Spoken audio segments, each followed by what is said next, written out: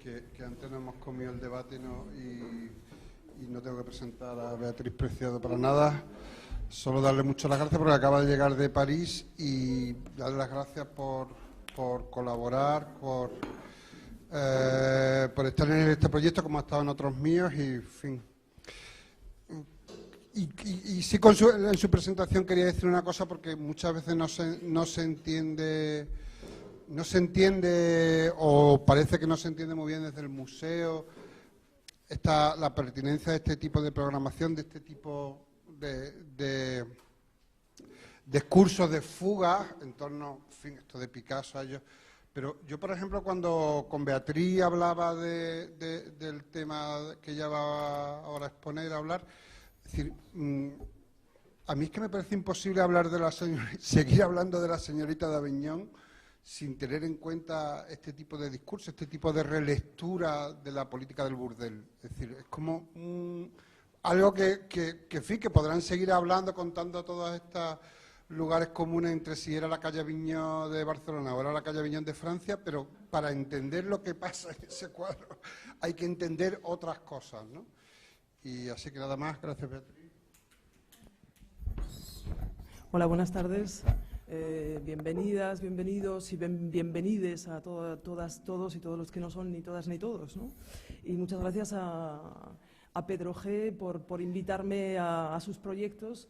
La verdad es que siempre es un placer trabajar con Pedro porque es una de las pocas ocasiones en las que uno puede hacer todo el tipo de locuras que se le pasan por la cabeza, se las cuenta uno a Pedro y al final se acaba uno poniendo de acuerdo con él, o sea que es una cosa bastante extraordinaria, así que bueno, siempre un placer trabajar con Pedro G. y ir aprendiendo también a partir de esas colaboraciones, ¿no? Y también gracias al Museo Picasso por haber hecho el esfuerzo para traerme hoy, la verdad, gracias a Marta, que no está, pero bueno, que ha hecho un considerable esfuerzo, sobre todo logístico, de aviones, historias, ¿no?, entre viajes.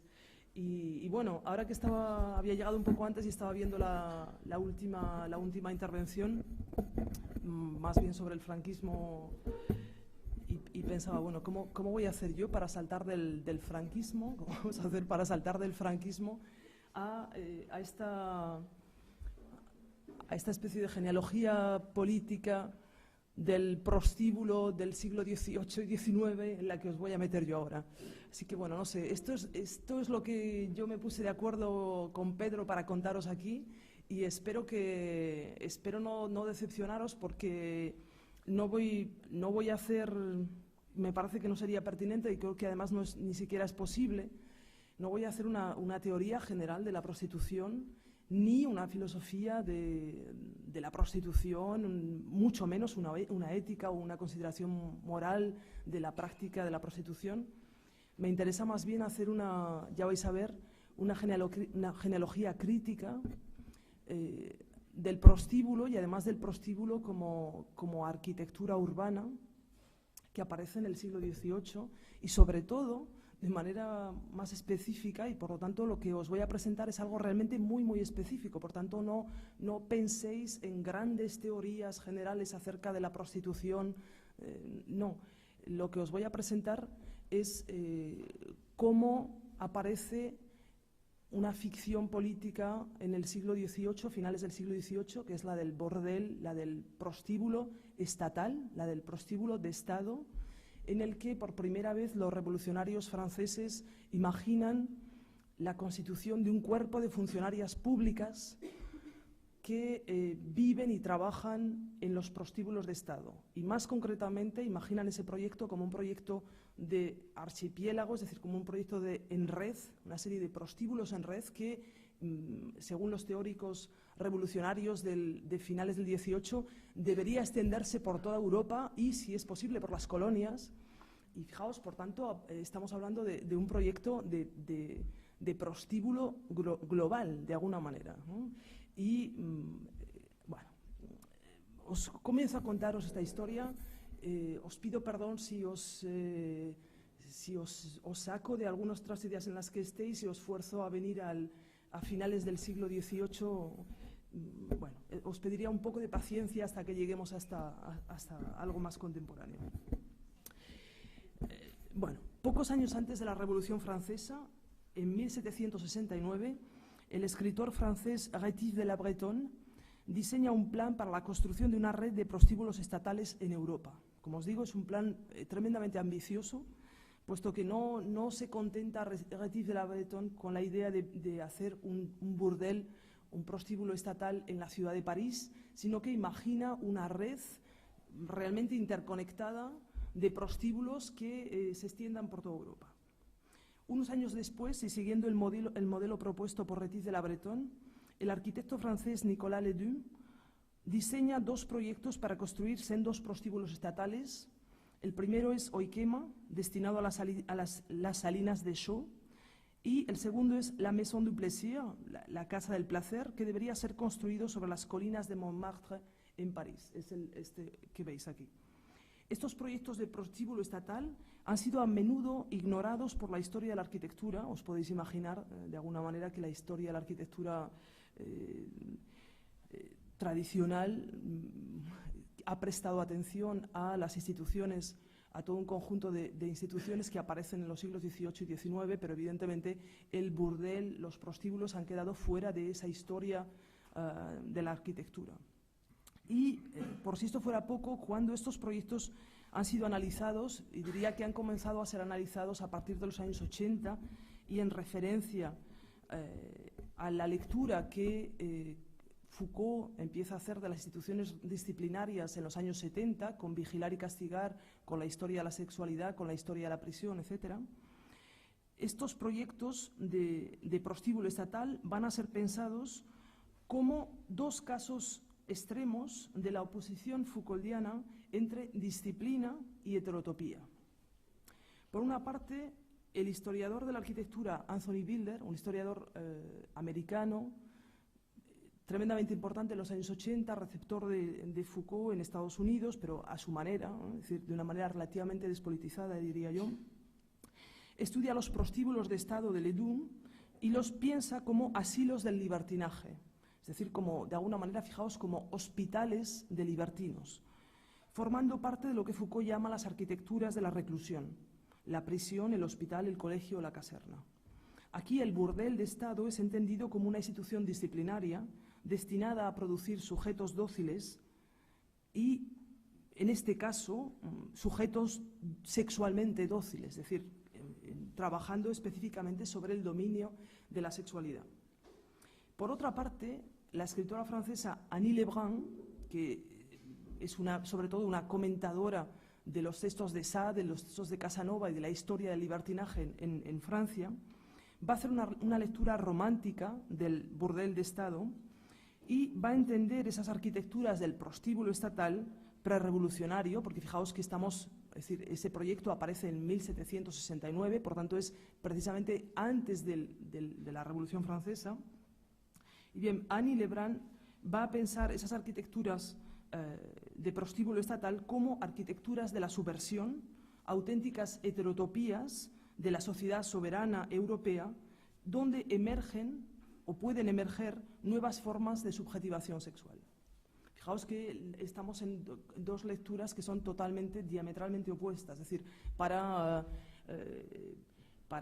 Anthony Wilder, el burdel estatal es simplemente una de las instituciones disciplinarias, ¿no? Es simplemente, ya vais a ver, os contaré más adelante cómo él analiza los burdeles de Estado, pero simplemente los piensa como una institución de represión y de producción de la subjetividad sexual. Y por otra parte, Annie Lebrun va a pensarlos como absolutas heterotopías eróticas, ¿no?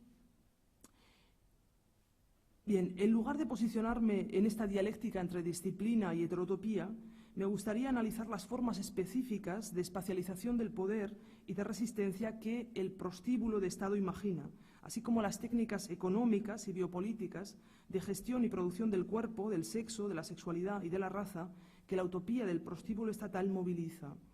Por último, ya veréis, me permitiré, no sin un cierto exceso hermenéutico, una posible comparación con la actual gestión política y económica de Europa y de la crisis de la deuda.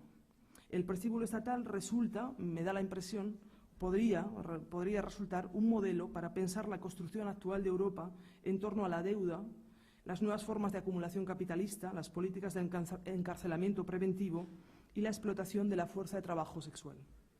Bueno, pero antes de llegar a la crisis de la deuda y a este enorme prostíbulo ya no estatal sino neoliberal en el que estamos metidos, volvamos tranquilamente, si os parece, a finales del siglo XVIII. Bueno, ¿qué es en realidad? Porque me imagino que todos tenemos un conjunto de divisiones más o menos míticas que corresponden a todo tipo de narraciones literarias u otras, ¿no?, acerca del prostíbulo. Pero, ¿qué es un prostíbulo? ¿Cuál debe ser su arquitectura? ¿Dónde debe ser construido? ¿Quién debe habitarlo? ¿Cómo debe ser gestionado? ¿Cuáles son sus usos y sus objetivos políticos? El primer autor moderno que va a dar una respuesta sistemática a estas cuestiones es Rétif de la Bretonne, como os decía antes, en un pequeño tratado epistolar que publica en 1769, que se llama, os digo, me permitís que os lea el larguísimo título al estilo y al uso de finales del siglo XVIII, su pequeño tratado, bueno, no tan pequeño, pero en realidad pequeño para lo que él se propone, ¿no?, vista su extraordinario proyecto de expansión prostibular europea. El proyecto, este pequeño tratado epistolar, se llama El pornógrafo o La prostitución reformada, ideas de un gentilhombre sobre un proyecto para la regulación de las prostitutas, seguido de la prevención de los males causados por la circulación pública de las mujeres. En este tratado epistolar, Rétif de la Bretonne presenta una serie de proposiciones, para reformar la práctica de la prostitución en las ciudades europeas. A lo largo de 45 artículos, suponéis también que nos encontramos de nuevo en los usos retóricos y narrativos propios al siglo XVIII, por lo tanto, fijaos, es un tratado epistolar, se trata de, en principio, está pensado como una fórmula de envío de cartas entre dos, ya vais a ver, entre dos amigos, y está pensado, articulado, en torno a 45 proposiciones en las que Rétif detalla lo que él denomina una pornonomía, es decir, una regla pornográfica, para regular lo que dice él literalmente son los lugares del vicio y los espacios de la decadencia. Y prevé lo que él va a denominar partenia, es decir, prevé la construcción de un enorme partenia que se refiere aquí a la palabra griega partenion, es decir, el monte Partenion dedicado al culto de las vírgenes, y esta partenia sería una red indoeuropea de prostíbulos gestionados de forma estatal. Dejadme deciros, antes de pasar a contaros en detalle cómo imagina Rétif este prostíbulo de Estado, dejadme contaros rápidamente quién es Rétif de la Bretonne, porque claro, me imagino, es decir, no sé si aquellos que estáis en la sala y aquellas y aquellos que estáis en la sala tenéis una idea clara de quién es Rétif de la Bretonne, pero me da la impresión que no, puesto que yo tampoco la tenía cuando empecé a trabajar sobre estos temas. Bueno, ya vais a ver que Rétif de la Bretonne es un personaje extremadamente interesante. Fijaos, nace en 1734 en una pequeña ciudad francesa, en una familia modesta de origen rural, pero va a ser educado por los jansenistas y se va a convertir, pese a su origen modesto, en un escritor tremendamente prolífico y muy popular a finales del siglo XVIII, no solo en Francia, sino en toda Europa. De tal manera que este tratado sobre los prostíbulos de Estado va a ser traducido prácticamente en toda Europa y tremendamente leído y comentado. Sus libros más conocidos son El paisano pervertido, El pie de Fanchette, ya vais a ver, este pie de Fanchette tiene toda una historia, ahora os la contaré, y sobre todo un relato autobiográfico en 21 volúmenes que se llama Las noches de París y que es un diario en directo de la Revolución Francesa, cuya lectura realmente, tengo que decir, no me he leído los 21 volúmenes, entre otras cosas porque son tremendamente repetitivos, puesto que la mayoría de los días le ocurren las mismas cosas, ¿no? Pero realmente os aseguro que al menos leer uno de esos volúmenes es absolutamente delirante. Una de las cosas que es apasionante de Retief de la Bretonne es que va a ser educado y formado como tipógrafo y va a llegar a poseer una imprenta. Dicho esto, es decir, uno dice llega a poseer una imprenta, o sea, cuidado, una imprenta, es decir, eso que Deleuze y Guattari llaman una máquina energética, es decir, una máquina de producción de subjetividad tremendamente potente a finales del siglo XVIII. Este hombre, en principio de clase popular, llega a poseer una imprenta y va a hacer algo que es totalmente insólito y que de alguna manera me da la impresión antecede y sienta un precedente para lo que será la cultura del blog contemporáneo. Puesto que, fijaos, Retief de la Bretonne, que es totalmente grafómano y que escribe constantemente, no escribe en papel, sino que escribe directamente en la imprenta. Es decir, fijaos, lo que hace es romper el intermediario, digamos el intermediario no solamente entre el papel y la publicación, sino entre el papel, el editor y la publicación. Y se convierte en editor de sus propias obras, además escribiendo directamente. Es decir, fijaos que la imprenta en esta época es simplemente, se trata de escribir con pequeños bloques que son las letras, ¿eh? Y es así como escribe sus Noches de París y es así como escribe su pornógrafo. Y claro, por eso se convierte en uno de los escritores más prolíficos de finales del siglo XVIII. Este hombre, es decir, tiene una capacidad, un dominio, un poder en los ámbitos de publicación francesa extraordinarios. Y me da la impresión además que sus Noches de París, su relato autobiográfico revolucionario, se lee hoy realmente como un blog de la Revolución Francesa. Bueno, un elemento, dejadme que os diga algún elemento más para que comprendáis la importancia de este pequeño proyecto. Es decir, porque claro, si no, esto sería, es decir, este proyecto absolutamente delirante hubiera pasado totalmente desapercibido. Es decir, lo que uno se pregunta cuando uno lee este proyecto es cómo alguien pudo prestar atención a una cosa tan absolutamente delirante. Bueno, pues estamos hablando de alguien que había llegado a tener una capacidad de publicación y de difusión en el mundo europeo de finales del siglo XVIII importante, ¿no?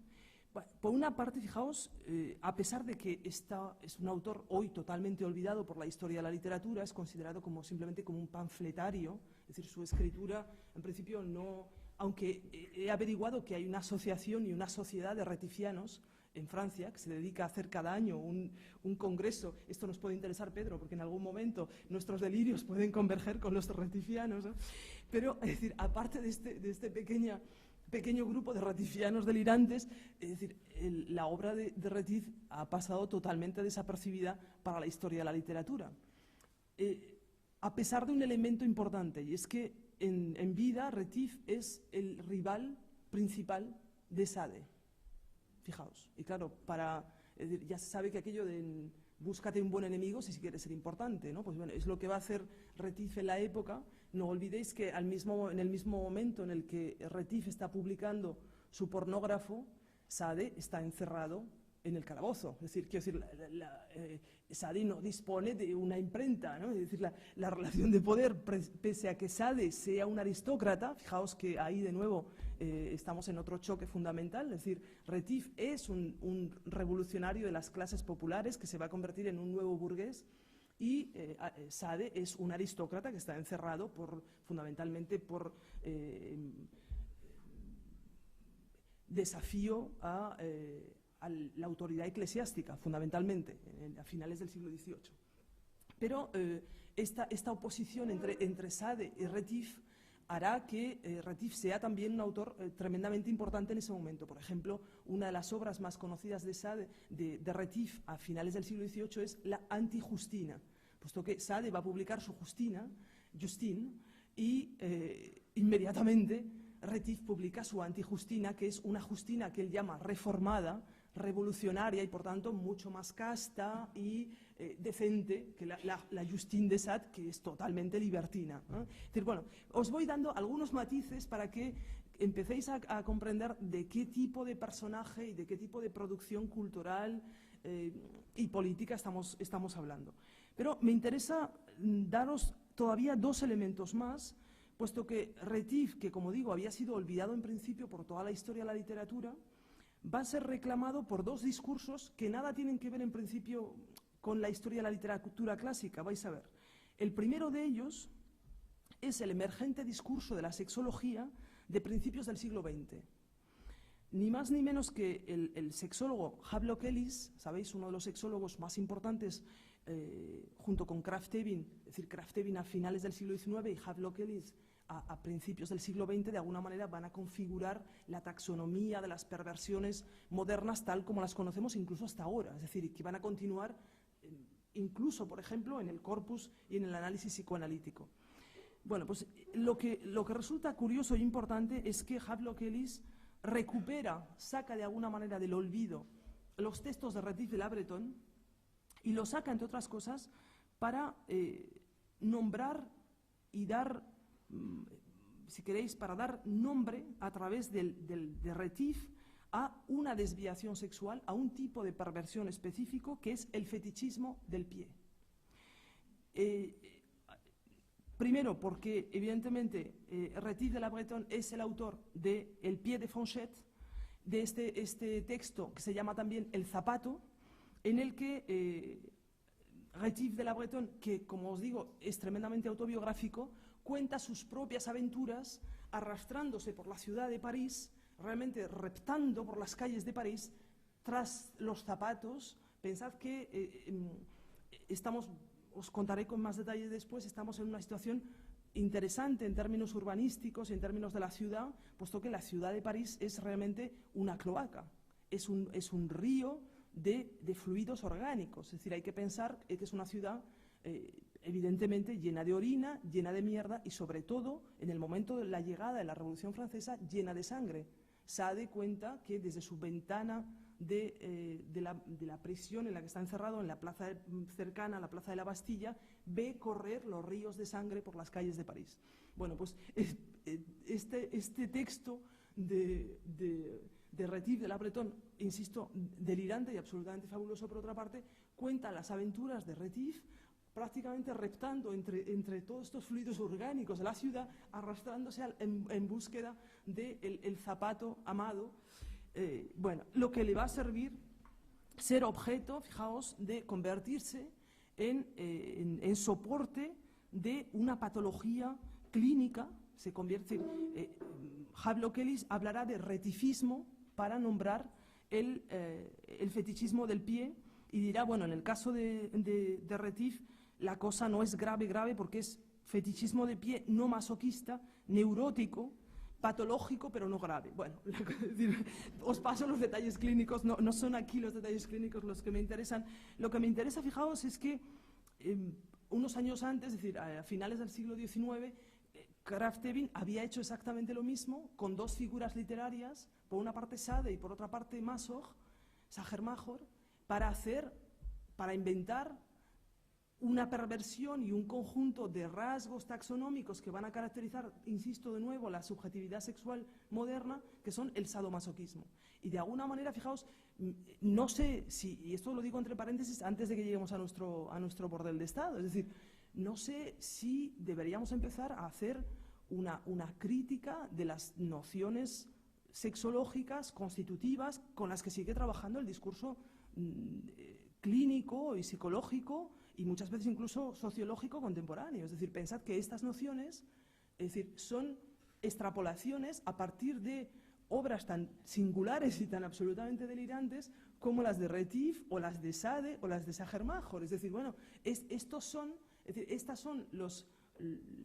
las bases narrativas y retóricas a través de las que se van a construir modelos taxonómicos clínicos. Bueno, es decir, esto por deciros que el delirio no está únicamente del lado de Retief, es decir, el delirio es colectivo, me permitís, ¿no? Bueno, así se le acaba llamando y conociendo durante mucho tiempo a Retief como el fetichista de pie y el zapatero. El zapatero, evidentemente, me seguiste aquí sin ninguna referencia a nuestro zapatero por otra parte, es decir, no querría yo aquí caer en aproximaciones, ¿no? El otro discurso que va a recuperar Retief y también que va a recuperar de alguna manera una exaltación romántica del burdel, si ya no estatal, el burdel como espacio de creación, y ahí volvemos totalmente a las señoritas de Avignon y compañía, es el surrealismo. Son los surrealistas, sobre todo como Louis Aragon, que van a recuperar a Rétif de la Bretonne como el modelo perfecto del paseante urbano moderno, el antecesor del flaneur moderno, el escritor de las cloacas, capaz de trazar una nueva cartografía sexual de la ciudad a través de la práctica de la escritura autobiográfica. Y de alguna manera, fijaos, incluso es decir, el incipiente, porque tampoco es que sea hiperbólico, el incipiente discurso de revaloración del prostíbulo como espacio de creación artística, en parte tiene que ver también con una relectura y una reapropiación de todos estos textos de Rétif que, ya os digo, es decir, son recuperados en este momento en torno a los años 20, 30, 40 y que después van a ser absolutamente olvidados, puesto que yo sepa, nadie hoy se reclama de Rétif de la Bretonne, ¿no? Me da la impresión.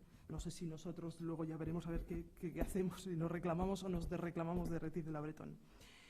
Bueno, aquí veis una imagen de cómo es representado Rétif de la Bretonne en la época, ¿cómo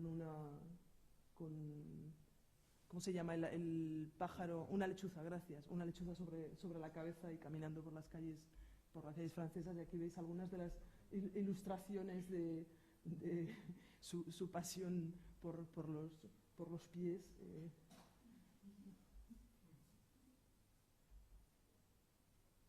Y evidentemente asociadas al directa o indirectamente no solo al fetichismo, sino al masoquismo también. Bueno. Volvamos ahora entonces, una vez que ya conocéis más o menos a este singular personaje de finales del siglo XVIII, vengamos ahora a leer juntos rápidamente este pequeño tratado de 1769 que se llama, como digo, El pornógrafo. Os decía, se trata de un libro epistolar, en principio, entre dos hombres franceses revolucionarios, Messieurs d'Alsan y Messieurs Thiague, que discuten sobre el amor y la preservación de la virtud. En principio, este es el contexto en el que va a aparecer este ensayo epistolar. Messieurs d'Alsan, fijaos, es el futuro cuñado de Messieurs de Thiague, porque se va a casar con la hermana de la esposa de Thiague, que de momento vive, digamos, en un convento, algo que es muy característico de esta época, es decir, que las mujeres aristócratas o burguesas esperen el momento del matrimonio en un convento. Ya vais a ver que la cuestión del convento no es banal, puesto que el prostíbulo estatal es una variación del convento. Bueno, por raro que esto nos pueda parecer. Y fijaos, va a ser Messieurs d'Alsan el que le envía a su futuro cuñado el proyecto de este prostíbulo de Estado, dice, para garantizar el ejercicio del amor virtuoso en Europa. Fijaos, ¿no? Dice, querido cuñado, te voy a enviar un proyecto, me voy a casar y veo realmente el contexto europeo como un contexto lleno de peligros para el hombre casado, y le propone un proyecto con el que, de alguna manera, llegar a un ejercicio del amor virtuoso. Fijaos, incluso va a decir Messieurs d'Alsan, no solamente virtuoso, sino incluso comunista, y Jean-Luc Nancy pretende que sea Rétif de la Bretonne el primero que haga un uso realmente político moderno de la palabra comunismo. La cosa, quiero decir, esto llega a un debate de arrancarse el moño entre Jean-Luc Nancy y Badiou, porque claro, Badiou esto no lo puede soportar. Bueno, no entraré en los detalles acerca del comunismo, porque tengo que decir que específicamente en el texto del prostíbulo, la palabra comunismo no se encuentra, aunque hay referencias al comunismo de alguna manera en muchas de las obras inmensas, ¿no? Porque ya veis que la obra de Retief es tan enorme, ¿no? que casi supone un trabajo hermenéutico extraordinario aquello, ¿no? Pero bueno, os digo, por el que se quiera interesar a los debates en torno a la genealogía de la noción de comunismo, que sepáis que Nancy y Badiou se arrancan el moño por saber si es Retief o no. Pero bueno, fijaos que evidentemente, no sé si os llamará la atención, que este tratado se llama el pornógrafo. El pornógrafo. Y lo primero que va a hacer Monsieur d'Alsan es explicarle a su futuro cuñado qué es un pornógrafo, ¿no? Y le va a decir que evidentemente el pornógrafo no es, como hoy podríamos pensar, un consumidor de representaciones pornográficas. Olvidaros de esta noción realmente tremendamente contemporánea y casi podría decir que sobreviene hacia mediados del siglo XX, con la aparición de la pornografía en la cultura popular. En el siglo XVIII, a finales del siglo XVIII, un pornógrafo es un experto, un administrador público, un gestor urbano, experto en técnicas médicas y legales de higiene pública en la ciudad que tienen que ver con la gestión de las prostitutas en el espacio público. Eso es un pornógrafo a finales del siglo XVIII. Y por tanto, lo que Monsieur d'Alsan le dice a su futuro cuñado es: pienso en la conveniencia de generar un cuerpo de administradores públicos de pornógrafos que van a trabajar en Europa y que van a trabajar ocupándose de la gestión, ya vais a ver, del cuerpo de las prostitutas y por extensión de todas las mujeres que circulan en el espacio público en las ciudades europeas. Eso es un pornógrafo, es decir, de momento ya para que la cosa nos quede clara, es decir, ¿no? Se trata de un administrador público, un gestor de higiene urbana.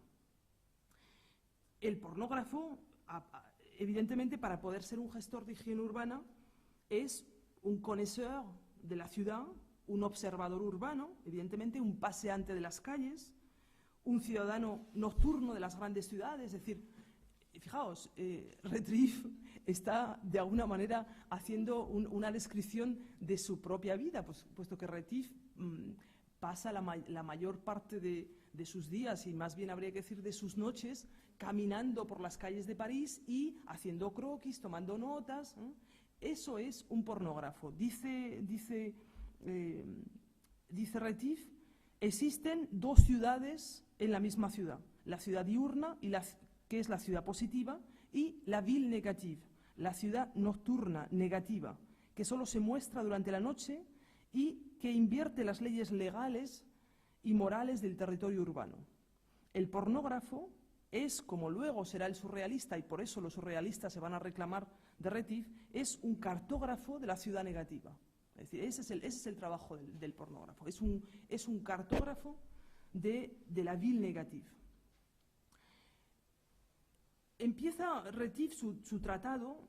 Evidentemente podríamos haber imaginado que una vez que ha dicho que va a proponer, fijaos que cuando dice va a proponer, se trata de un momento prerevolucionario en el que Retief piensa en entrar realmente como administrador público en los planes de la revolución. Es decir, este es una propuesta de gobierno.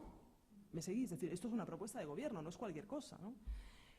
Y por tanto, fijaos, una vez que dice, bueno, vamos a establecer un cuerpo de administradores públicos de gestión de la prostitución urbana, bien, podría haber imaginado Retief la represión total de la prostitución, o incluso, fijaos, la idea de acabar con la prostitución en la ciudad moderna. Es decir, podríamos imaginar que este es el objetivo del pornógrafo. Y bien, no, en absoluto, en absoluto.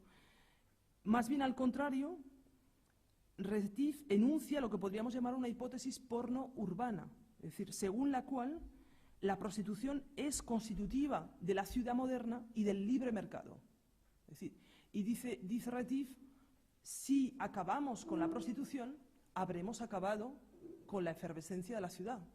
Por lo tanto, no se trata de acabar con la prostitución, sino de gestionarla de forma estatal. Fijaos, esto es clave, puesto que podríamos imaginar que evidentemente la posición de Retief podría ser totalmente abolicionista o represiva. No, su idea es realmente mantener la prostitución como uno de los motores de producción de la ciudad moderna, pero evidentemente gestionada de manera estatal.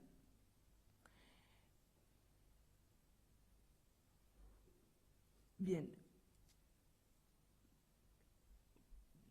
Fijaos que nos podríamos preguntar cuál es, una vez de que evidentemente que con Retief hemos aceptado su hipótesis en principio de no abolición de la prostitución, sino de gestión pública de la prostitución, bien, nos podríamos preguntar con Retief cuáles son las técnicas, yo diría aquí, aunque después del debate que ha habido hoy, algunos no estabais aquí, pero claro, ha habido un debate aquí bastante tenso en torno a la biopolítica, con lo cual, evidentemente, si yo ahora digo cuáles son las técnicas biopolíticas de gestión urbana de la prostitución, la cosa parece complicada, pero bueno, volveré sobre ello, y aquellos que estabais en el debate y que habéis quedado crispados, espero que la cosa no os moleste. Es decir, lo que me interesa en esta lectura de Retief, una vez que hemos aceptado, evidentemente, que su propuesta es una propuesta de gestión de la prostitución como motor urbano, fijaos, es saber cuáles son concretamente las técnicas de gestión biopolítica que Retief propone y cuál es el papel del prostíbulo en este proyecto. Puesto que, es decir, todo su tratado está destinado, por una parte, a la invención de esta serie de administradores públicos, que son los pornógrafos, y a la construcción de esta red europea, es decir, que él imagina algo así como una red de museos europeos. Es decir, pero pensad que los museos se empiezan a construir precisamente en ese momento. Es decir, bueno, pues el proyecto de Retief como utopía estatal europea fracasa. Ya veréis que no fracasa como si queréis, como microproyecto urbano, puesto que va a ser recuperado por lo que serán después los prostíbulos y les maisons closes en el sistema, digamos, francés del siglo XIX. Pero claro, fracasa como gran proyecto, ¿no? Bueno, mi hipótesis en la lectura de este texto de Retief es que el prostíbulo estatal es un proyecto de noso-arquitectura. Me permitís este palabra, vais a saber qué es rápidamente. Se trata de una arquitectura de la enfermedad, destinada a prevenir y curar la que era la enfermedad más temida de finales del siglo XVIII, del siglo XVIII, que es la sífilis. Desde mi punto de vista, el prostíbulo es una arquitectura y un proyecto de gestión biopolítica urbana de la sífilis. Y solo de ese modo se puede entender. Y vais a ver que ese no es un argumento secundario que venga, es decir, que sea más o menos periférico. Retief no empieza su tratado sobre el prostíbulo estatal hablando de la necesidad de los hombres, por ejemplo, como ocurre en otros tratados, de saciar un conjunto de necesidades sexuales básicas, etcétera, etcétera. En absoluto. Es decir, el tratado de Retief de la Bretonne comienza con una descripción del estado de la sífilis en Europa, la expansión de la sífilis en Europa. Ese es el problema que preocupa a Retief y que, según él, demanda la construcción de una red de prostíbulos estatales. En mi hipótesis, leyendo a Retief, el prostíbulo estatal es, por tanto, una utopía médica de carácter revolucionario. Revolucionario, me seguís, en el sentido francés del término, puesto que va a ser pensado como un texto gubernamental revolucionario. Y, por tanto, no se trata tanto de una serie de edificios destinados supuestamente a la maximización del placer sexual masculino, sino que es una utopía de carácter higienista, de carácter médico, que va a pensar o que pretende acabar con la transmisión de la sífilis en la Europa moderna. Por tanto, fijaos, ese prostíbulo estatal, tal como lo imagina Retief, es un archipiélago de instituciones de encierro dedicadas a vigilar y a castigar, podríamos decir con Foucault, a las prostitutas, pensadas como portadoras de la sífilis. Y fijaos que aquí me distancio de... Aparentemente podríamos pensar que esta hipótesis es próxima a la hipótesis de la que os hablaba cuando he comenzado a contaros esta historia. Yo os hablaba del historiador de la arquitectura Anthony Bidler, que piensa el prostíbulo como una variación de las instituciones disciplinarias del siglo XVIII. El problema es que Anthony Bidler piensa esa variación como una variación simplemente formal o tipográfica. ¿Me seguís? Es decir, él piensa simplemente que en el siglo XVIII hay un conjunto de tipologías arquitectónicas de carácter disciplinario que se imponen en Europa de manera gubernamental y que tienen que ver con el modelo del panóptico, ¿no?, con un modelo de segmentación espacial, de disciplina y de vigilancia, y que se van a imponer de alguna manera, si queréis, en todos los órdenes y en todos los ámbitos. Desde mi punto de vista, no se trata de una expansión tipográfica, no se trata de que los arquitectos del siglo XVIII hayan encontrado una tipología de segmentación espacial y que la apliquen de igual manera para el hospital o para la caserna, para el prostíbulo. ¿Me seguís? Es decir, se trata, fijaos, de que esta institución concretamente es un híbrido del hospital y la prisión, de manera exacta. No es decir, la razón por la cual esa arquitectura se asemeja a la arquitectura del panóptico no es tipográfica, es biopolítica. Tiene que ver con las técnicas de gobierno que se despliegan en esa institución. ¿Me seguís? Es decir, bueno, este argumento, me perdonáis para aquellos que no estéis en los debates de la historia de la arquitectura, pero es decir, hay un cierto historicismo formalista en la historia de la arquitectura que me da la impresión que hay que ponerle freno, porque es que si no, uno acaba no entendiendo nada de lo que ocurre en la arquitectura, ¿no? Desde mi punto de vista, es preciso entender el prostíbulo estatal en relación con otros métodos profilácticos de la época, y solo en relación con esos métodos profilácticos. Y de hecho, yo os voy a proponer que pensemos el prostíbulo estatal como un preservativo urbano gigante, como un enorme preservativo urbano, la extrusión, si queréis, de un preservativo en la ciudad moderna.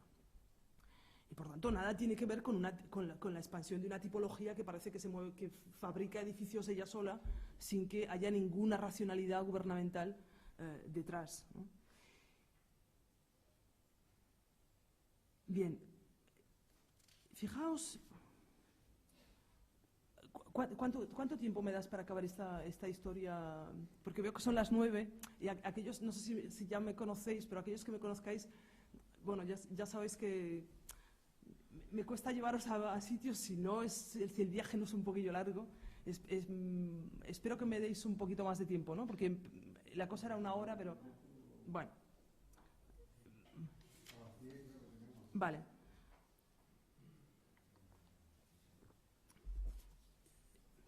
Bueno, Retief, de hecho, comienza su tratado sobre el prostíbulo estatal, que claro, cuando uno se acerca a este tratado podría imaginarlo, es decir, como un tratado absolutamente lujurioso en el que va a encontrar detalles, fijaos, lo más lúbricos posibles, y bien, la historia, os aseguro, es totalmente higiénica y de carácter médico.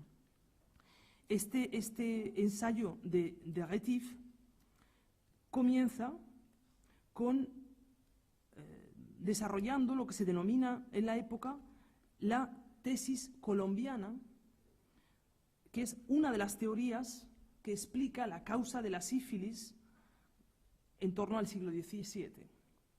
Fijaos que, según la tesis colombiana, la sífilis fue traída precisamente a Barcelona, por tanto, estáis aquí sois el núcleo mismo de recepción inmunitaria, fijaos, ¿no?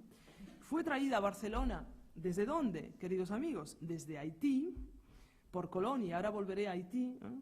Por Colón, porque es que casi, es decir, muchas de las historias inmunológicas y biopolíticas contemporáneas podrían contarse como a través de un movimiento de ida y vuelta entre Europa, de alguna manera, y Haití, que no sé por qué, historiográficamente, aparece como realmente el foco de toda la contaminación.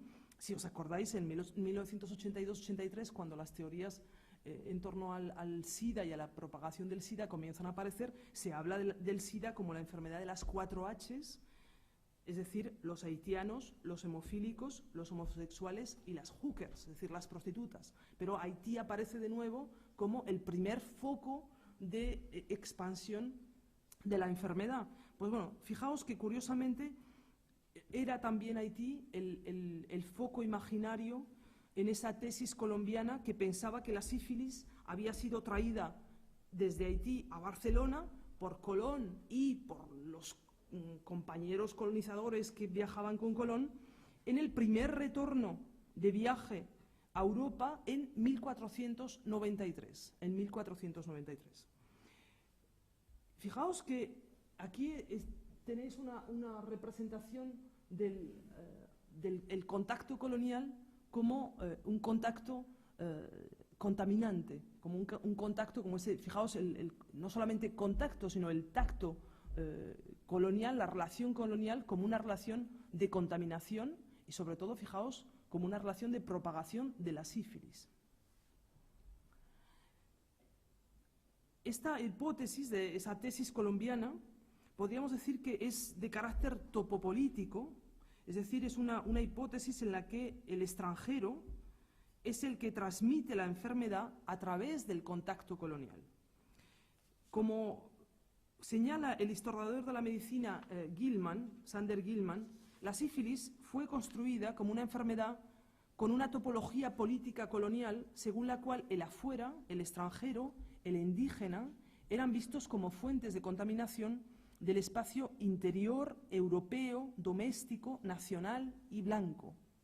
Es decir, fijaos que no sé hasta qué punto hemos evaluado las consecuencias de que históricamente la sífilis haya sido pensada como una enfermedad indígena, como una enfermedad que de alguna manera el indígena contagia al europeo en el momento de la colonización. Y creo que de alguna manera la sífilis marca somatopolíticamente el cuerpo del indígena. Es decir, el indígena es la sífilis. Esta representación de la nación europea como limpia y sana coincide no solamente con ese periodo de fuerte expansión colonial en Europa, sino también con numerosos conflictos por la redefinición de las fronteras nacionales, tanto en Europa como en las colonias. Es decir, la cuestión que la sífilis va a poner en primera línea es la cuestión de la frontera. Podríamos decir que a través de la sífilis, ese conflicto nacional, el conflicto de la redefinición de las fronteras nacionales y coloniales, viene a inscribirse en lo orgánico, permitiendo gestionar los cuerpos según una política de higiene pública. Creo que ese conjunto de políticas, es decir, no hemos todavía acabado con ellas. Es decir, de alguna manera lo que hemos hecho es desplazar ese conjunto de modelos de patología topopolítica, podríamos decir, desde la sífilis, por ejemplo, hacia el SIDA o hacia otro conjunto de enfermedades, con lo cual toda esta cuestión de la gestión biopolítica, es decir, es tremendamente compleja y tiene sus ramificaciones, puesto que la gestión de la sífilis no es exactamente la gestión del SIDA, pero algunos de los modelos de gestión se superponen, se articulan, ¿no? De modo que efectivamente, de nuevo, fijaos, de nuevo, por ejemplo, en el caso del SIDA, evidentemente, si seguís bien pensando en las campañas contemporáneas, se sigue pensando la inmigración como un vector de contaminación. Es decir, de alguna manera como si, de nuevo, el SIDA, fijaos, viniera a Europa desde fuera, o, por ejemplo, cómo se está construyendo África como un foco de propagación y de generación del SIDA. Es decir, bueno. La segunda hipótesis, que también menciona Retief en su tratado, tenéis que pensar que está escribiendo en 1769, estamos en un momento prepastoriano, por lo tanto no se conocen en principio las causas, si queréis, virológicas, bacterianas complejas de la transmisión de la sífilis, por lo tanto hay una proliferación de hipótesis que circulan, si queréis, o que se mueven entre los discursos teológicos y los discursos científicos, ¿no? La segunda hipótesis es también interesante, y es interesante también para el prostíbulo y para la historia de los bordeles, porque la hipótesis que circula junto a esa primera hipótesis colombina de la que os hablaba ahora mismo es que la sífilis tuvo su origen o comenzó en la batalla de Fórnovo en 1495, es decir, 2 años después. Fijaos que estamos en el momento estrictamente posterior a la colonización, al comienzo de la colonización de las Américas, pero también de la invención de la imprenta, de la expulsión de los judíos. Es decir, fijaos que se trata de un momento de articulación política tremendamente importante y complejo en Europa, ¿no? Bien, se piensa, según esta segunda hipótesis de la batalla de Fórnovo, fijaos, con una retórica, en este caso militar, que los soldados franceses fueron contagiados por las prostitutas italianas con lo que se llama en ese momento el mal de Nápoles. Y aquí, fijaos, ya no es el indígena el que es la fuente de contaminación de la sífilis, sino las prostitutas. Y creo que esos serán los dos espacios fundamentales de inscripción somatopolítica. Por una parte, el indígena, y por otra parte, la prostituta, que ya vais a ver, es en principio cualquier mujer que circula libremente en el espacio público y que hace uso público de su cuerpo.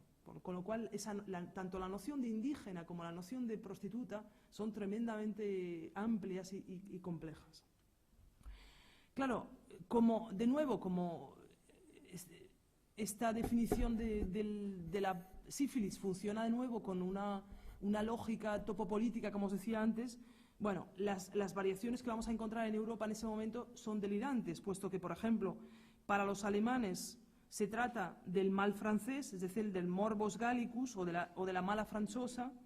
Para los españoles la enfermedad viene de Holanda. Para los cristianos viene de Turquía y para los turcos es cristiana. Es decir, fijaos que en cualquier caso la enfermedad siempre viene de afuera, se construye a través, digamos, es decir, siempre pensando la frontera y siempre más allá de la frontera. Lo que es definitivo es que el cuerpo sano es pensado como un cuerpo nacional y masculino que se ve amenazado por el indígena, por la mujer o por la alteridad cultural entendida como una fuerza de destrucción orgánica que amenaza de algún modo la masculinidad blanca, europea y colonial. Es decir, es todo ese sistema el que de alguna manera se pone en cuestión. Según esta lógica topopolítica, ya sea, fijaos, la de la hipótesis colombiana, ya sea la de la hipótesis de la batalla de Fórnovo, lo que hay que impedir es la movilidad del cuerpo contaminado. Por tanto, empieza a aparecer todo un discurso tremendamente importante que pretende cartografiar los movimientos del cuerpo en el espacio, ¿no? Es decir, hasta ahora, por ejemplo, incluso en este mismo momento aparecen también los primeros censos, van a aparecer las primeras técnicas de estadística de la población. Pero lo que es curioso con la sífilis es que ya la estadística ya no basta, digamos, que es importante trazar los movimientos del cuerpo en el espacio.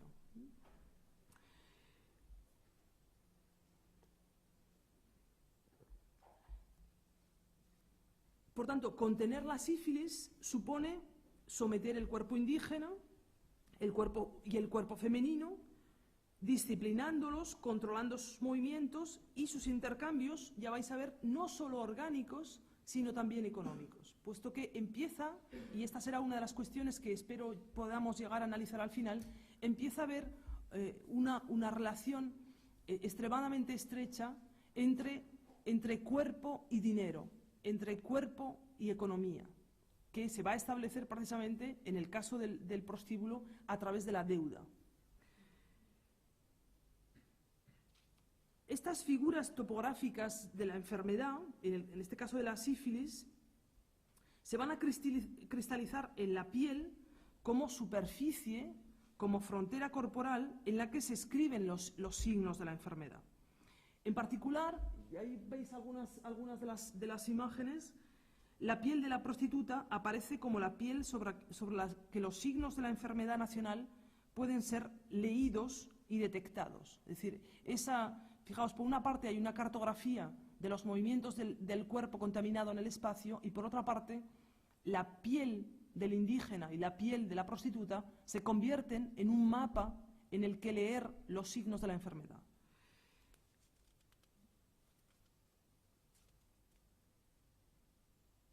Tenemos que pensar que al mismo tiempo se está llevando a cabo un proceso importante de transformación del capitalismo industrial en el que el cuerpo de las mujeres y el trabajo de las mujeres es excluido de las redes de producción económica. Me da la impresión que ese elemento es clave para entender cómo se va a pensar y cómo se va a gestionar la prostitución en Europa. Es decir, que por primera vez, fijaos, las prácticas reproductivas y sexuales son excluidas del proceso de producción económica. Esa historia podríamos hacerla, por ejemplo, con la exclusión que se lleva a cabo a partir de mediados del siglo XVIII de la lactancia, por ejemplo, es decir, de la exclusión o la prohibición de que las mujeres utilicen la leche como fuerza de trabajo y, por tanto, que puedan amamantar a los hijos de otras y que, en ese caso, un uso público del cuerpo pueda entrar en las redes de producción económica. Bien, pues algo muy semejante es lo que se va a producir con la sexualidad. En el caso de la sexualidad, el cuerpo, todo el cuerpo de las mujeres y todos los usos públicos del cuerpo de las mujeres quedan excluidos del ámbito de producción económica, en beneficio, efectivamente, de una definición doméstica y reproductiva del cuerpo de las mujeres. En el caso de los indígenas, me da la impresión que, es decir, toda otra historia estaría por hacer, pero me da la impresión que lo que va a ocurrir efectivamente es que, de nuevo, quedan excluidos también de las redes de producción económica en cuanto que sujetos políticos y económicos. Es decir, son objeto de intercambio económico, son pensados como fuerza de trabajo, pero no son ni sujetos políticos ni sujetos económicos. Es decir, forman parte de lo que yo llamaría una bioeconomía y no tanto una biopolítica, ¿no? Y por tanto, esa doble exclusión, fijaos, va a permitir, de alguna manera, podríamos decir, llenar el prostíbulo de potenciales trabajadores o de potenciales trabajadoras, ¿no? Aquí os muestro algunas de las imágenes que, me perdonáis porque así aumentadas la verdad es que no se ve, no veis gran cosa. Bueno, no os había dicho que uno de los elementos que son importantes es que el propio Retief de la Breton es un sifilítico, como lo son muchos de sus contemporáneos. Sin embargo, en ningún momento, digamos que Retief se reclama o piensa en definirse como sifilítico o a mantener una posición de discurso experto en torno a la sífilis. Por el contrario, digamos que hace como si de algún modo la sífilis no tuviera nada que ver con él, pero sabemos históricamente que Retief tenía un conocimiento de primera mano de la sífilis y de la dificultad del tratamiento de la sífilis en la época. Bueno, tenía pensado contaros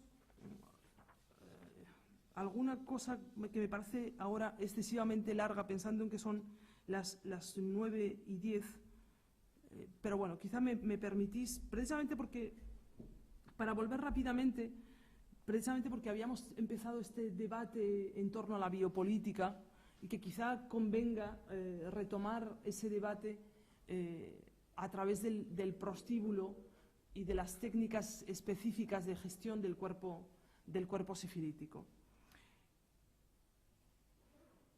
Fijaos que siempre que se habla del paso de la gestión típicamente soberana del cuerpo, me refiero en este caso a Foucault y a la genealogía política del cuerpo que Foucault establece, sabéis que Foucault habla de un paso de la gestión soberana del cuerpo a la gestión biopolítica que, según su propia periodización, aparece en torno al siglo XVIII, precisamente en torno al momento de la Revolución Francesa. Es la diferencia, en principio, tendría que ver con una relación específica entre lo que podríamos llamar esos tres elementos que son cuerpo, poder y representación, es decir, tres relaciones o dos formas, perdonadme, de relaciones diversas entre cuerpo, poder y representación. Esas que Foucault define como soberanas tienen que ver con las legitimaciones de carácter trascendente, de carácter fundamentalmente teocrático o teopolítico, que son anteriores al siglo XVII, en las que el poder es pensado como un poder, fijaos, no un poder de dar la vida, sino un poder de dar la muerte. Es así como piensa Foucault el poder soberano, por tanto anterior, insisto, al siglo XVII, y por tanto ese conjunto de técnicas, en principio Foucault no las denomina biopolíticas, sino tanatopolíticas, es decir, un conjunto de técnicas de gestión de la muerte. Es decir, lo que caracteriza al poder anterior al siglo XIX es el poder de dar la muerte. Sabéis que ese poder se encarna de manera específica en la figura del potentado feudal, en la figura del monarca o en la figura del padre. Y fijaos que esto tiene un conjunto de consecuencias de las que no hablaré hoy aquí, pero que me parecen tremendamente importantes para lo que será después la historia del feminismo y la crítica posterior del patriarcado. Puesto que lo que quiere decir es que el padre y la masculinidad en el sistema soberano se define como un conjunto de técnicas tanatopolíticas, es decir, como un conjunto, a través de un conjunto de técnicas de dar la muerte. Esa es la definición soberana de la masculinidad y de la paternidad, que me da la impresión arrastramos todavía hasta ahora, de algún modo. Bien, pues fijaos que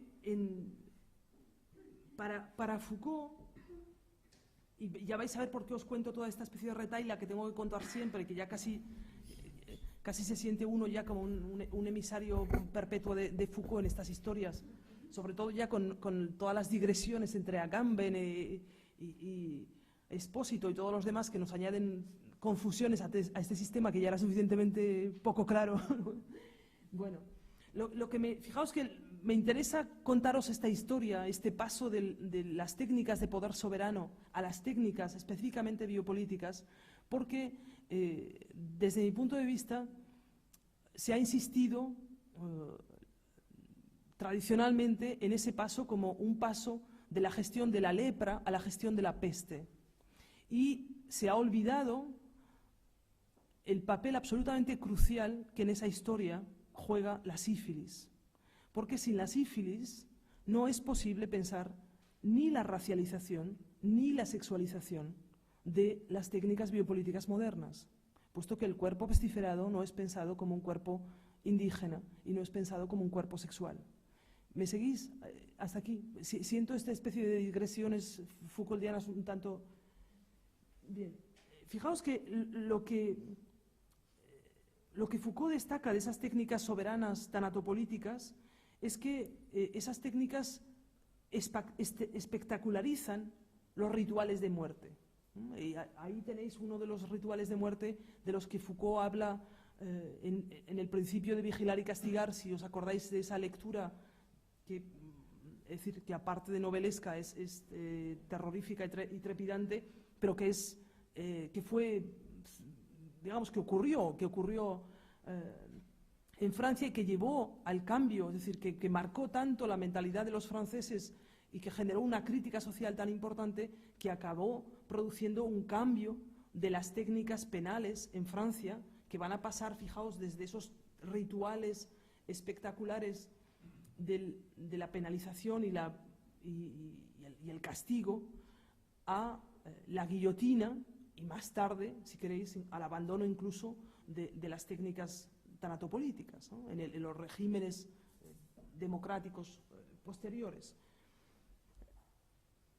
Aquí veis otro de los ejemplos más clásicos, que es el del pilori, que era una de las técnicas de exhibición del cuerpo del castigado. Bien, fijaos, lo que me interesa es cómo esas técnicas se modelizan y se especializan en la gestión de la enfermedad, no solamente como técnicas penales, sino como técnicas de producción del cuerpo sano y del cuerpo enfermo.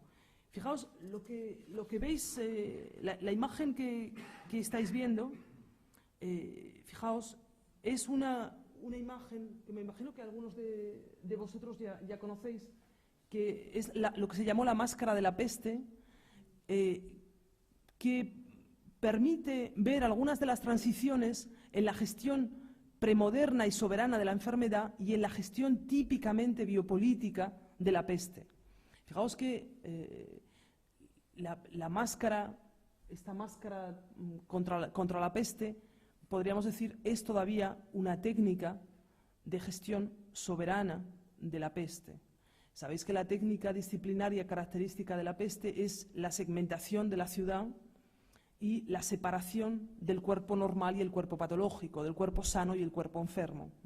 Por tanto, es decir, se trata de un conjunto de técnicas de espacialización de la enfermedad. Esas son las técnicas típicamente biopolíticas y típicamente disciplinarias. Sin embargo, en este momento, relativamente, si queréis, como de transición entre técnicas tanatopolíticas y técnicas biopolíticas, todavía se conserva esta imagen o esta técnica, si queréis, que es la máscara que no es sino, fijaos, una segunda piel, y pensemos que el cuerpo soberano es fundamentalmente una piel, un cuerpo unidimensional sobre el que el poder, entendido como un poder teocrático, escribe la ley. Fijaos que estamos, si pensáis en cómo se construye, se produce y se gestiona el cuerpo soberano, es decir, el cuerpo anterior al siglo XVII, se trata de un cuerpo preanatómico, un cuerpo que no tiene interioridad. Por tanto, se trata de un cuerpo plano, un cuerpo que es sobre todo pensado como superficie de inscripción de las técnicas tanatopolíticas del poder, ya sean técnicas de violencia o técnicas de inscripción o técnicas de muerte de manera efectiva. Pues fijaos que van a aparecer en los momentos de transición desde la gestión soberana a la gestión disciplinaria un conjunto de técnicas que de alguna manera redoblan la piel o que generan una segunda piel que viene a cubrir el cuerpo soberano. Es el caso de la máscara, que os parecerá de momento relativamente anecdótico o lejano, pero me interesa hablaros de este paso, fijaos, del cuerpo soberano como una piel sobre la que el poder escribe la ley a un cuerpo pensado como interioridad, inventado por los discursos fundamentalmente organicistas y anatómicos que van a aparecer a partir del siglo XV, es decir, un cuerpo estratificado, denso, un cuerpo que se llena progresivamente de órganos. Me interesa que pensemos en ese cuerpo, porque efectivamente la gestión de un cuerpo, fijaos, de un cuerpo unidimensional y de un cuerpo denso, estratificado, lleno de órganos y de fluidos, evidentemente no será la misma. ¿Me seguís? Pensad que, y perdonadme por esta larga digresión, espero que no os perdáis entre mis cuerpos soberanos y biopolíticos aquí. Fijaos que el cuerpo soberano no solamente es un cuerpo piel, un cuerpo unidimensional, sino que fundamentalmente es un cuerpo masculino, es un cuerpo paternal y fundamentalmente solo tiene dos fluidos, que son la sangre y el semen. La sangre y el semen. Y me permitís es decir, todo esto que os parece una digresión es importante para entender qué es un prostíbulo. Un prostíbulo es fundamentalmente un contenedor urbano de semen. Es una caja de semen. Y por tanto, fijaos, se trata de un dispositivo de gestión de la soberanía masculina. Claro, esto puede resultar relativamente incómodo. ¿Por qué os hablo del cuerpo-piel y del paso de este cuerpo-piel a un cuerpo con interioridad, un cuerpo estratificado lleno de órganos? Porque, fijaos, en el siglo XV, con la aparición de la sífilis, aparece también la primera producción industrial del preservativo, del condón.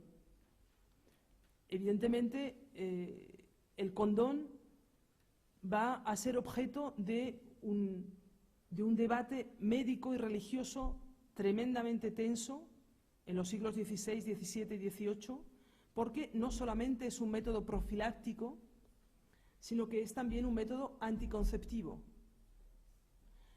Por tanto, es decir, es por primera vez a finales del siglo XVII el discurso médico identifica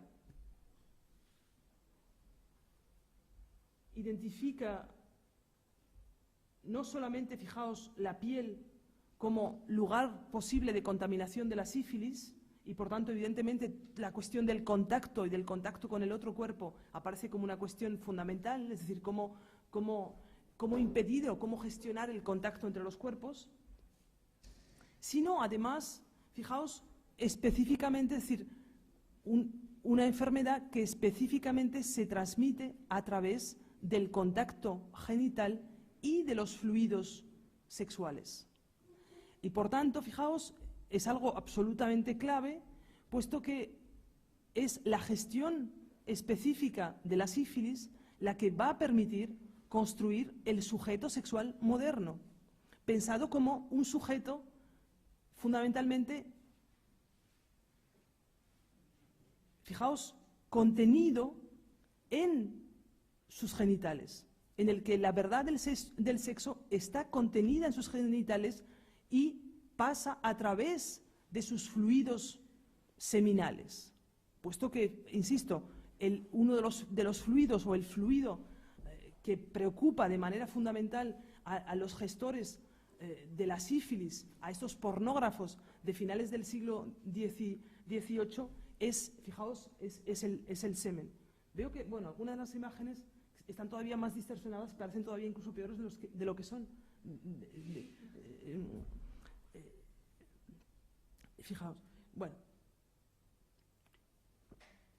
Por tanto, fijaos, os decía, un enorme debate a finales del siglo XVII y XVIII en torno a la conveniencia o no de utilizar el condón, el preservativo, para evitar la contaminación y la propagación de la sífilis. Evidentemente, los discursos, tanto religiosos como biopolíticos de la época, piensan el condón como un método de barrera, un método de frontera, pero tremendamente problemático porque no solo impide la contaminación de la sífilis, sino que impide lo que evidentemente los administradores y los gestores de higiene pública del siglo XVIII llaman el aumento de la población nacional. Fijaos, por tanto, por primera vez aparece un conflicto entre el cuerpo sano individual y el crecimiento de la población nacional. Y ese conflicto, evidentemente, va a tomar como lugar de inscripción la batalla en torno al preservativo. Lo que me interesa del preservativo, que no sé si habéis pensado, es que el preservativo es una piel. Es, de hecho, se fabrica, tal como se fabrica en el siglo XVII y XVIII, es una piel de cordero, una piel de intestino, o una piel realmente de corderillo joven, y se trata de una segunda piel que, fijaos, viene a englobar, a cubrir el que era el órgano por excelencia del poder soberano, y además a contener la transmisión del que era también el fluido de transmisión del poder soberano, que es el esperma. Por lo tanto, es decir, ese debate, fijaos, no solamente es un debate entre profilaxis y anticoncepción, sino que es un debate también por la soberanía política masculina. Y por tanto, os digo todo esto que os puede parecer ya, es decir, siento estas digresiones tremendamente largas, porque esperáis, imagino, que llegue de nuevo, que volvamos de nuevo a nuestros burdeles, porque fijaos, lo que va a hacer Retief de la Bretonne es proponer la construcción de un edificio que, dice él, puede funcionar como un gran método profiláctico y al mismo tiempo asegurar la reproducción de la población nacional. ¿Cómo? Según Retief, dentro del bordel, de este burdel de Estado, los hombres no necesitan utilizar preservativo. ¿Me seguís? No necesitan utilizar preservativo porque lo que va a hacer Retief es pensar la institución burdel como un espacio médico, higiénico, como una prisión en parte de mujeres extraviadas, lo que llaman mujeres extraviadas, es decir, de mujeres que a menudo de clases obreras y rurales y que circulan en el espacio de la ciudad libremente, que hacen un uso público de su cuerpo. Pensad que, por ejemplo, Parent Duchâtelet, uno de los teóricos del burdel y de la higiene pornográfica en el sentido del siglo XVIII-XIX, franceses, dirá que las prostitutas sufren de una enfermedad que él denomina publicismo. Es decir, fijaos, se trata por una parte, es decir, de la patologización del uso público del espacio, del uso del cuerpo en el espacio público en el caso de las mujeres. Es decir, cuando las mujeres usan su cuerpo en el espacio público, corren el riesgo de caer en una patología que Parent Duchâtelet denomina publicismo. Aquellas mujeres que hacen ese uso desviado, por tanto, del espacio público, deben ser, para Retief, conducidas a esa prisión hospital que es el prostíbulo, en el que deben trabajar, fijaos, para mejorar la raza y aumentar la producción de la población nacional. Y fijaos que lo que es absolutamente fascinante, fijaos, es que lo que va a proponer, aquí veis algunos de los condones de la época, como segunda piel. De hecho, fijaos que el condón en la época se llama la peau française, la piel francesa. Bueno, aquí os muestro alguna de las otras técnicas profilácticas que aparecen en ese momento también en el burdel. Es decir, las técnicas que van a introducir el agua en nuestros espacios domésticos no aparecen en los espacios domésticos burgueses, aparecen en los prostíbulos. Es decir, podríamos decir que incluso la mayoría de las técnicas de gestión del cuerpo que hoy consideramos como propiamente domésticas y burguesas aparecen y se inventan en los espacios prostibulares de finales del siglo XVII y XVIII. Y se acaban democratizando, si queréis, entre comillas, o se acaban extendiendo a las poblaciones burguesas durante el siglo XIX. Pero, es decir, la irrigación del espacio doméstico con el agua, la introducción de baños públicos, de baños privados en el espacio doméstico, el bidet o incluso la utilización del preservativo en el ámbito doméstico, todas esas técnicas aparecen en realidad en los espacios prostibularios, es decir, en los espacios de intercambio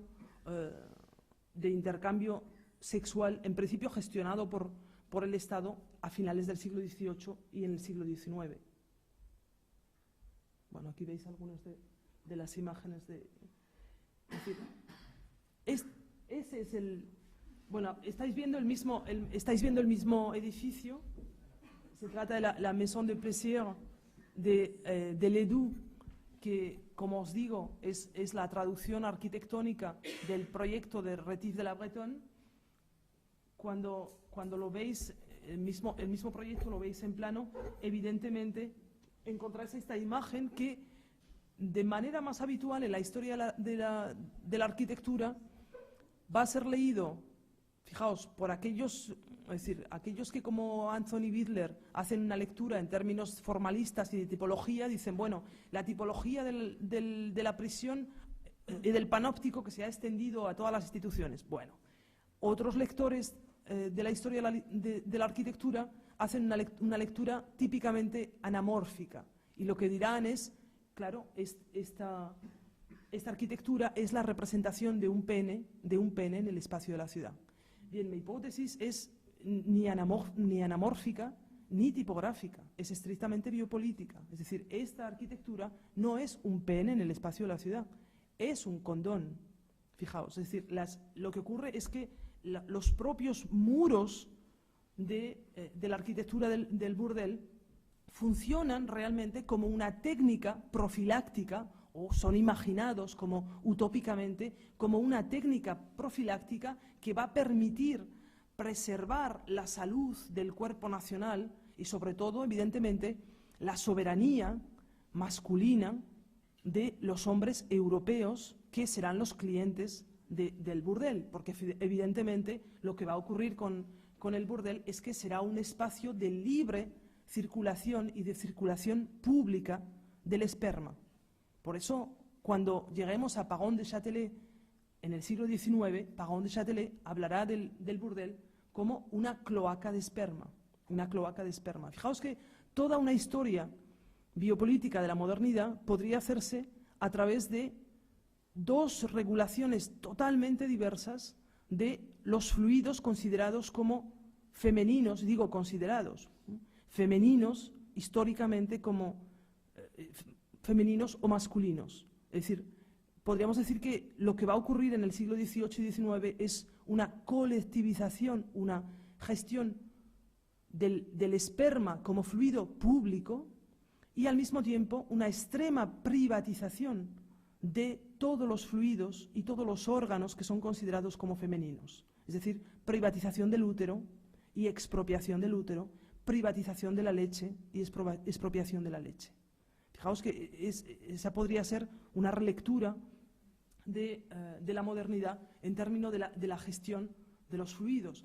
Es decir, otros usos posibles y otras gestiones posibles de los fluidos están por inventar. Es decir, nada dice que no se pueda recolectivizar la leche, que no se pueda privatizar el esperma. Es decir, fijaos que ahora, por ejemplo, si pensáis en lo que está sucediendo a partir de la Segunda Guerra Mundial, a lo que estamos asistiendo es a una gestión neoliberal de los fluidos y, por tanto, a una reprivatización y a una producción técnica de los fluidos. Es decir, que ya no hablaremos de esperma y de leche, sino de tecnoesperma y tecnoleche. Ya no hablaremos de sangre, como en el régimen soberano, sino que hablaremos de tecnoplaquetas, es decir, de las plaquetas o de sangre técnicamente producida y gestionada y distribuida de forma neoliberal.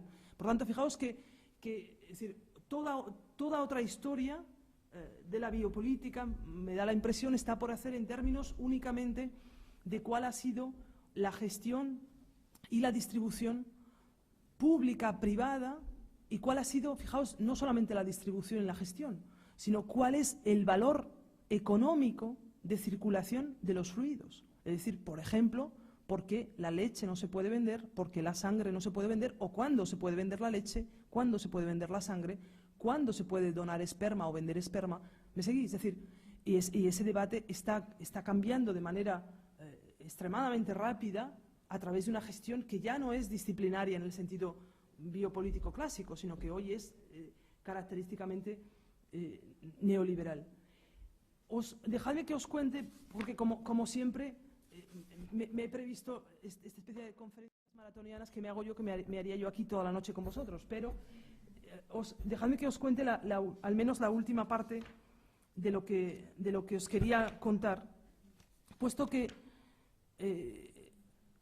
toda esta historia del burdel como extrusión de una técnica profiláctica en el espacio urbano, fijaos que tal como os la he venido presentando, estaría incompleta si no pensamos en la economía específica del burdel. Y es ahí donde quería permitirme, si me diera tiempo, pero no sé si me dará tiempo, algunas extrapolaciones con la situación contemporánea europea.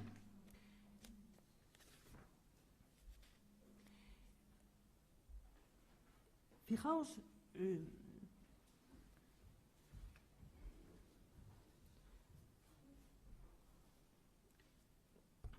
el burdel estatal utópico, tal como lo imagina Retief, está organizado según una multiplicidad de reglas, de las que, vista la hora, yo voy a destacar únicamente 3 de manera rápida. En primer lugar, la división sexual del espacio, según la cual solo las mujeres pueden ser encerradas en el burdel estatal, y muy importante, sin que ninguna de ellas pueda jamás acceder a funciones administrativas o de dirección en el establecimiento. Es decir, esto es absolutamente clave, es decir, se trata de una prisión, fijaos, de un hospital de sifilíticas y de una prisión de mujeres extraviadas o de mujeres obreras potencialmente sifilíticas, pero en el que éstas han sido previamente expropiadas de su fuerza de trabajo y de su potencia de actuar, en el sentido spinoziano del término, política. Es decir, no pueden ser agentes políticos. Esto es lo que caracteriza de manera clara y definitiva este burdel estatal. En segundo lugar, rápidamente quería deciros esto para que veáis cómo funciona la relación entre profilaxis y anticoncepción en el burdel. El burdel, diría yo, funciona como una tecnología de reproducción asistida que permite al Estado recuperar los cuerpos que resultan de los actos reproductivos que tienen lugar dentro del prostíbulo. Esto os parece ciencia ficción, pero es muy simple. Es decir, los hijos nacidos dentro del prostíbulo pertenecen ¿a quién? En ningún caso a su madre, evidentemente, puesto que ésta ha sido expropiada de sus órganos reproductivos. Pertenecen al cliente si éste lo reclama, dice Retief, y si no, serán propiedad ¿de quién? Del Estado. hijos del Estado, los llama Retief. Estos son hijos del Estado. Y dice, constituirán, si son hijos varones, una buena mano de obra para el Ejército Nacional. Y si son hijas, nuevas trabajadoras para los burdeles del Estado. Por tanto, fijaos, se trata, es no solamente, fijaos, un hospital, prisión para mujeres sifilíticas, sino que es también una fábrica sexopolítica de reproducción nacional. Bueno, no diré más no me voy a extender vista la hora. Dejadme que os diga simplemente el tercer elemento que me parece importante. En términos de producción de capital, el prostíbulo funciona con una economía de la deuda. Esto no sé si todos conocéis esta historia o no la conocéis, o si sois conscientes de ella. Yo la he descubierto haciendo esta historia, esta genealogía crítica del prostíbulo, y me parece tremendamente iluminadora para entender cómo funciona el capitalismo industrial y cómo funciona el capitalismo, sobre todo financiero, contemporáneo. Es decir, fijaos, funciona, digo, con una economía de la deuda que al mismo tiempo pone a trabajar al cuerpo sexual de las mujeres, expropia los beneficios de ese trabajo, contribuyendo a mantener la soberanía del cuerpo masculino y a excluir a las mujeres de la gestión del espacio público. El burdel de Estado es para Retief una empresa sexual, y así la denomina, dice, esto es una empresa, no piensen solamente que es un hospital para sifilíticas, esto es una empresa, aquí se produce. Es, dice, un negocio de interés público. Esto es una posibilidad para estados en quiebra. Digo, un negocio de interés público regido o bien por el Estado o bien por un organismo intermedio, pero siempre controlado por una agencia estatal. Y fijaos que incluso antes de la constitución de una imaginaria economía o unión económica europea, realmente lo que está pensando Retief es la posibilidad de hacer una unión económica de burdeles estatales europeos.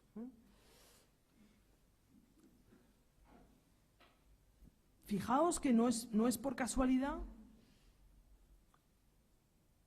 que las ciudades francesas, digo francesas porque estoy haciendo esta historia a través de los textos de Retief, que las ciudades francesas de finales del siglo XVIII y de principios del siglo XIX estén llenas de prostitutas, puesto que se ha producido un desplazamiento de la economía industrial capitalista europea hacia la plantación y hacia la economía del esclavismo.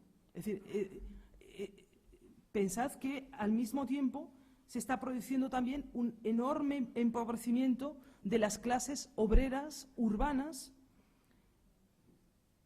y, por tanto, ya vais a ver un aumento de la deuda y un aumento de la prostitución. ¿Cómo funciona esta economía de la deuda en el bordel? Por una parte, fijaos, podríamos decir que la deuda es constitutiva del prostíbulo. La deuda es la condición misma de acceso de las trabajadoras sexuales al prostíbulo. Esto puede pareceros totalmente insólito, pero era estrictamente, fue previsto de este modo por Retief y fue establecido en las administraciones de Maison Clos, de los prostíbulos franceses del siglo XIX hasta 1946, fue establecido de este modo. Es preciso pagar para entrar a trabajar a un burdel. Es preciso pagar. La trabajadora tiene que pagar una tarifa para poder acceder al burdel. Eso hace que en el siglo XIX, por ejemplo, muchas mujeres se endeuden para poder ser trabajadoras del burdel.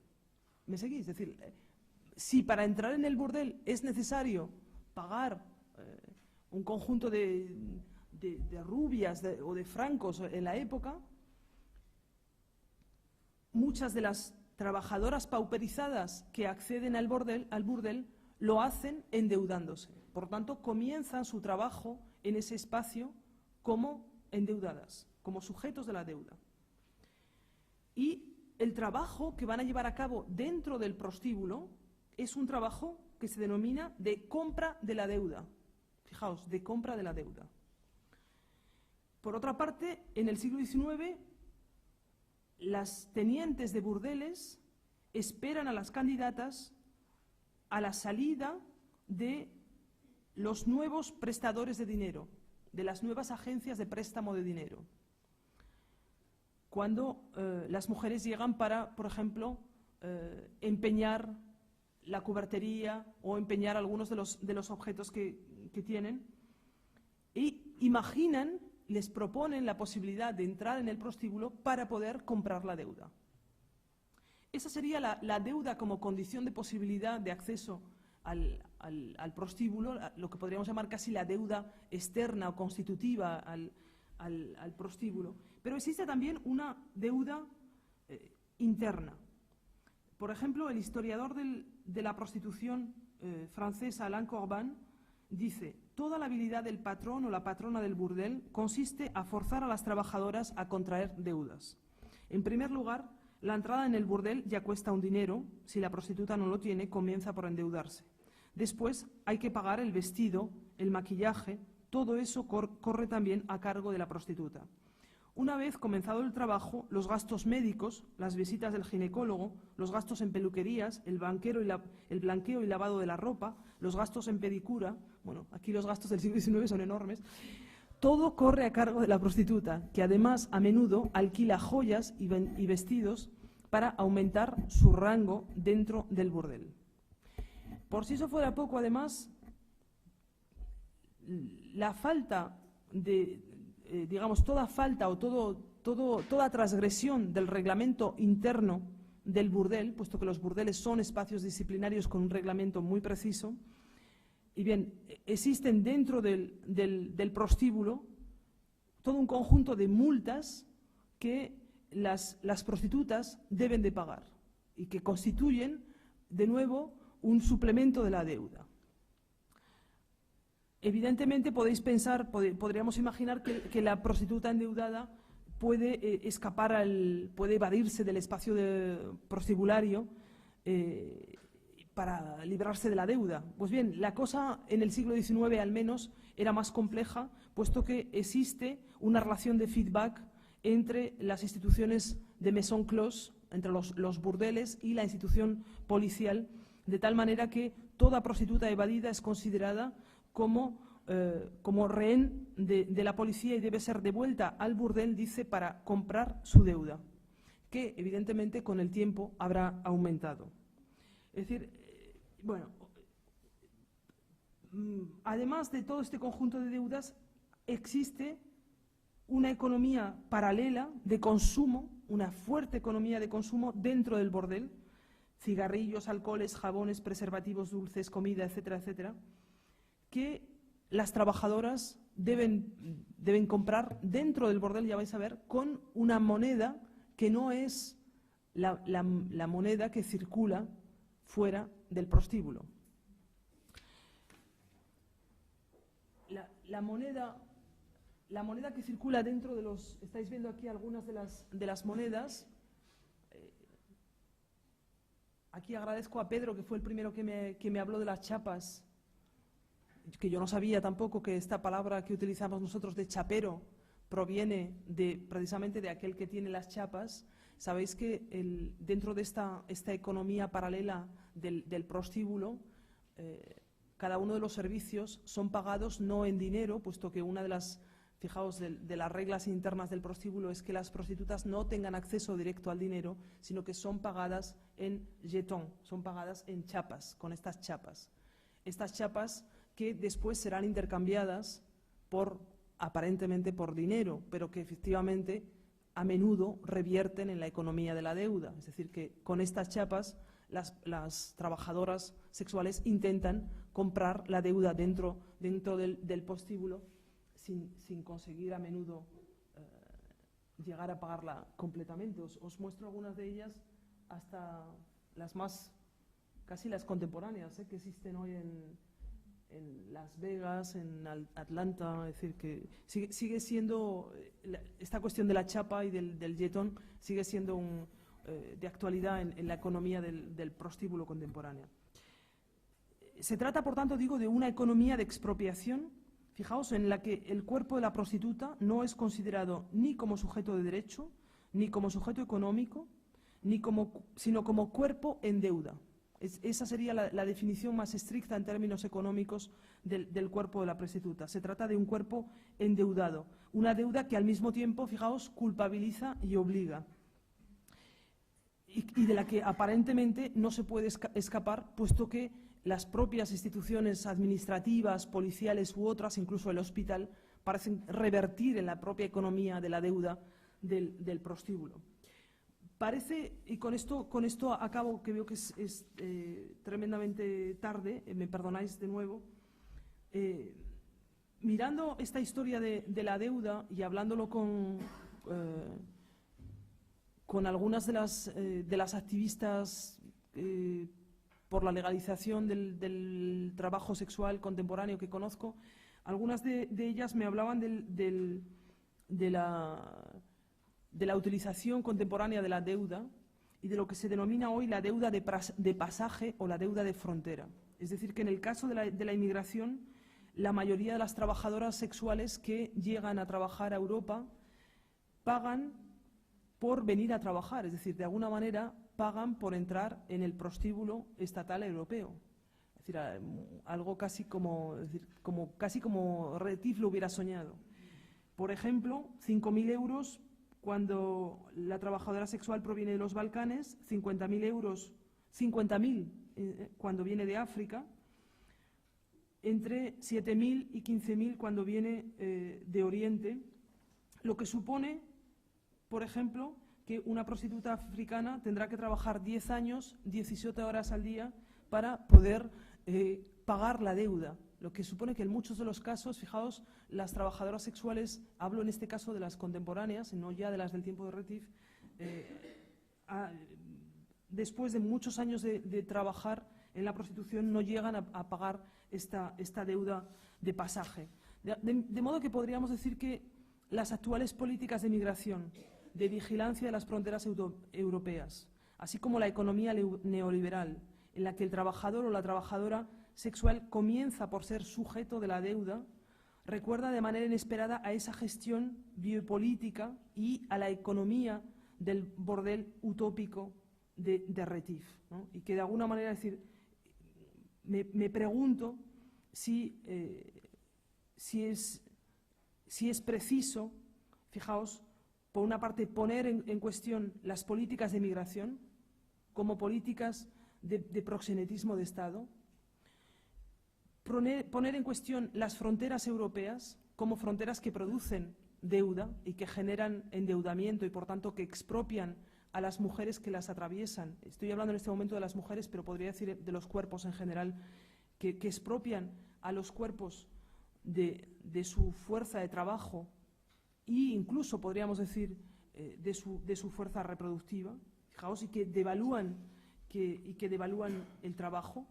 Y por último, ya no diré nada más, simplemente frente a los repliegues nacionalistas, ¿no? que me da la impresión que está generando esta cuestión de la crisis de la deuda en Europa hoy, puesto que tengo la impresión, no sé, aquí últimamente no he seguido el debate en Cataluña últimamente, pero sé que, por ejemplo, en Francia hay un recrudecimiento de todos los discursos, tanto de extrema derecha como de extrema izquierda, pero de carácter vigorosamente nacionalista y antieuropeísta.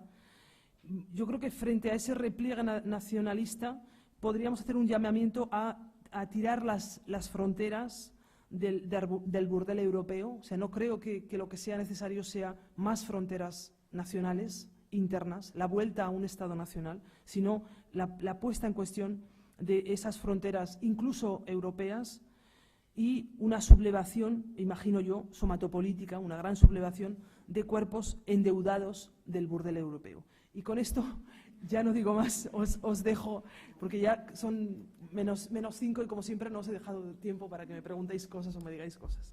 Muchas gracias.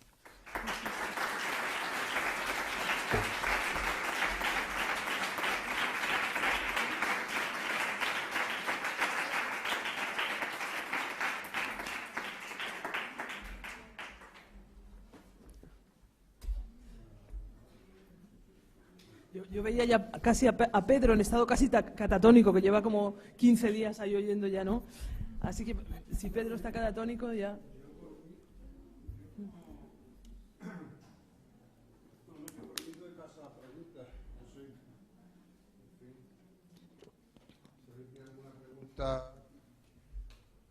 Bueno, preguntas, comentarios o simplemente invitaciones a cervezas y comentarios que se pueden hacer fuera de la sala si queréis también, ¿eh? Porque después de horas que lleváis aquí ya sentados callados, ¿no? Estaremos agotados. No hay preguntas.